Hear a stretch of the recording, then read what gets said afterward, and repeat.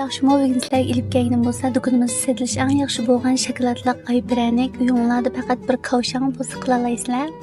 Yurak berib saqlab olinglar, qilishni boshlab ketdik qanisa.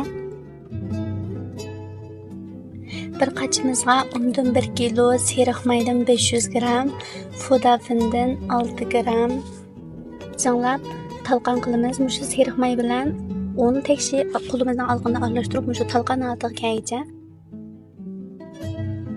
tekshi aralashtiramiz. Mana mushu holatga kelganda qaymoqda 100 gram, tuxumdan 4 dal, qiytiqdan 150 gram qo'yamiz. Agar qiytiq bo'lmay qolib qolsa, o'rniga sut qo'ysanglar bo'ladi, lekin amal bor qiytiq qo'ysanglar yaxshi.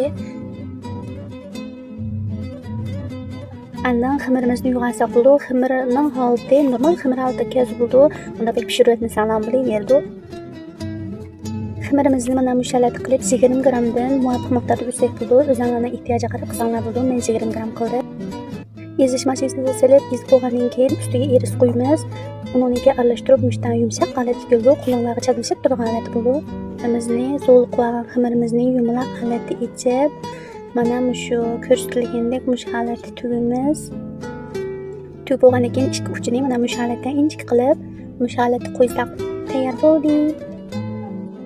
Endi bir qachimizga oq shokoladni ilib, mana mushta suvning ustida eritib olamiz.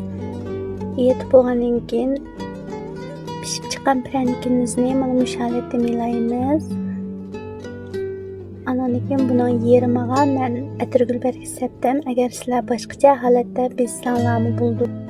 Mana mush holatda tayyor bo'ldi. O'zimiz shunday ko'rkam ham ta'mi va yeyishlik do'stlar cho'qim bir sinab yiqinglar.